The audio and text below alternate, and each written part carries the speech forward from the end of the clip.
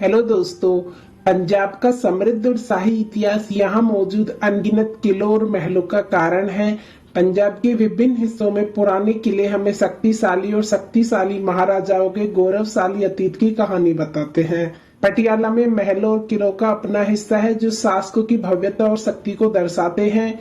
इस किले का इतिहास में एक विशेष स्थान है और यह इस क्षेत्र में पाए जाने वाले उल्लेखनीय किलों में से एक है। बहादुरगढ़ किले का इतिहास। बहादुरगढ़ किला एक गौरवशाली संरचना है जिसके साथ महान और समृद्ध इतिहास जुड़ा हुआ है। सन 1658 में जब किले का निर्माण शुरू हुआ तब से यह स्मारक पटियाला की महान ऐतिहासिक समृद्धि का प्रतीक है।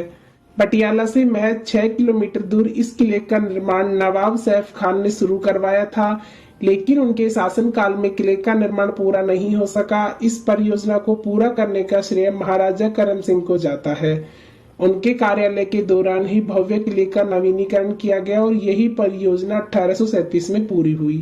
पटियाला शहर के बाहरी इलाके में स्थित बहादुरगढ़ किला इस क्षेत्र के आने वाले पर्यटकों के लिए सबसे बड़ा आकर्षण का केंद्र है। मुगल बादशाह औरंगजेब के शासनकाल में यहाँ के पहले नवाब सैफ खान द्वारा 17वीं शताब्दी में बनवाए गए इस किले को पहले सैफाबाद कहा जाता था। इस किले के इर्द गिर्द बहुत सारे इस्लामिक शैली के स्मारक हैं, जिनमें दीवान-ए-आम और एक भव्य मस्जिद भी है। पर्यटक चाहे तो किले के करीब ही स्थित सैफ खान का मकबरा भी देख सकते हैं। ऐसा कहा जाता है कि इस किले में सिखों के 9वें गुरु तेग बहादुर के आकर रहने के कारण उनकी याद में इस किले का नामकरण बहादुरगढ़ किले के तौर पर किया गया। समय के साथ साथ इसका पुनर्निर्माण भी हुआ और पटियाला के महाराज करम सिंह ने यहाँ 19वीं सदी में गुरुद्वारे का निर्माण करवाया।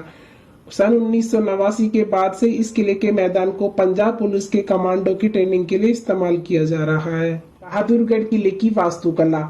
बहादुरगढ़ किला एक भव्य संरचना है और इसने वास्तव में दुश्मनों को दूर रखने के अपने उद्देश्य को पूरा किया होगा। जिस तरह से इसका निर्माण कार्य किया गया है उससे यह किला अभेद्य दिखता है। यहाँ एक चौड़ी और गहरी खाई है जो 25 फीट गहरी और 58 फीट चौड़ी है। यह चौड़ी खाई 2 गोलाकार लड़ाइयों को घेरती है और इसे दुश्मनों के लिए सड़क या बाधा के रूप में बनाया गया होगा। किले की बाहरी दीवार और भीतरी दीवार के बीच 110 मीटर की विशाल दूरी है। दीवारें 29 फीट तक ऊंची हैं और सुरक्षा का एहसास कराती हैं। ऐसा माना जाता है कि इस विशाल किले पर उस काल में 10 लाख रुपए की भारी लागत आई थी। बहादुरगढ़ किले के अंदर गुरुद्वारा, मस्जिद और मकबरा। बहादुरगढ़ किले का समृद्ध धार्मिक महत्व भी है। ये सिख गुरुद्वारा के लिए एक स्थल है। किले में एक मस्जिद भी है और किले के पास एक मकबरा भी बना हुआ है। इस किले के अंदर गुरुद्वारा साहिब पाठशाही नौवीं का निर्माण किया गया है। यह गुरुद्वारा कई गुरुद्वारा साहिबों में से एक है। यह शिरोमणि गुरुद्वारा प्रबंधक समिति के प्रशासन के अधीन है। बैसाखी के त्योहार पर गुरुद्वारे में श्रद्धालु उमड़ते हैं। किले में गुरुद्वारे के अलावा एक मस्जिद भी स्थित है। मस्जिद शांतिपूर्ण धार्मिक सह अस्तित्व का एक उत्कृष्ट उदाहरण है। इसके बाद सैफ खान की कब्र पर भी जा सकते हैं। यह 300 गज की दूरी पर है। इस हिस्से में सैफ खान को बहुत याद किया जाता है और हर साल उनकी याद में जनवरी और जून में एक मेले का आयोजन किया जाता है। यह मेला रोजा शरीफ नवाब सैफ अली के नाम से चलता है।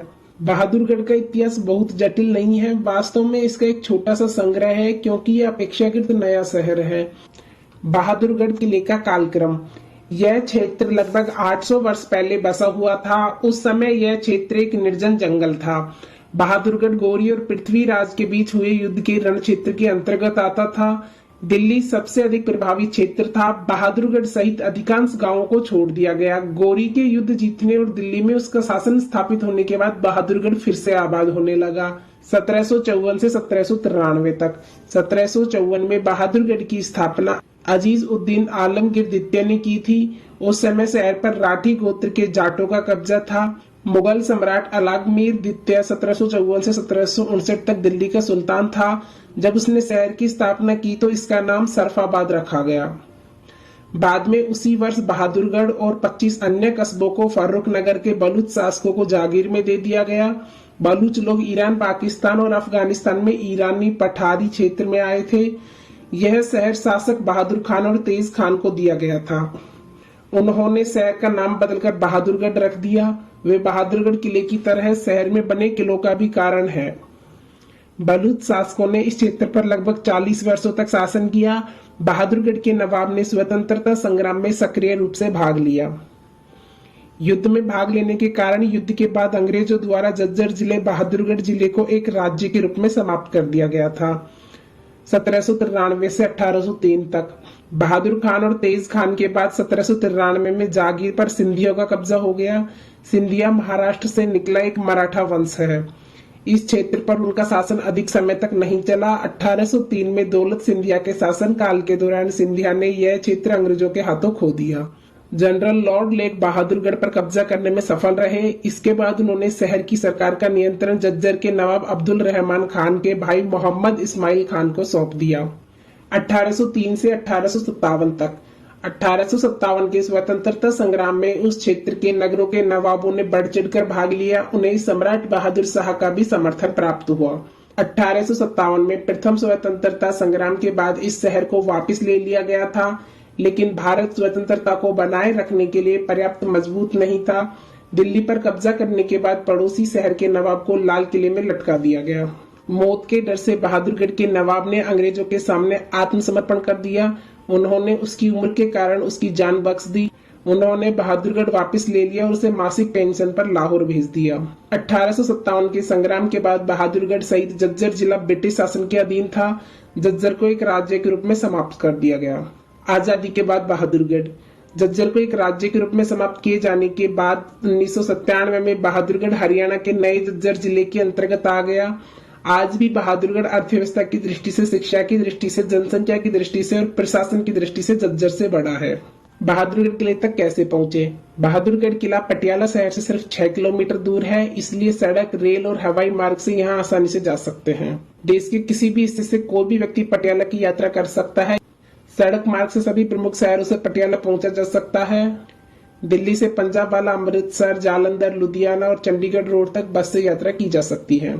पटियाला दिल्ली से लगभग 250 किलोमीटर दूर है। बहादुरगढ़ किला पर्यटकों के लिए एक ताजा और दिलचस्प विकल्प प्रदान करता है। यह न केवल एक ऐतिहासिक स्थल है बल्कि एक धार्मिक स्थल के रूप में भी कार्य करता है। तो कोई भी बहादुरगढ़ किले की यात्रा का आनंद ले सकता है और प्रार्थना भी कर सकता है। तो दोस्तों, यह था बहादुरगढ़ किले से जुड़ा संपूर्ण इतिहास। आपको वीडियो कैसा लगा हमें कमेंट करके बताएं और वीडियो पसंद आए तो लाइक शेयर सब्सक्राइब करें।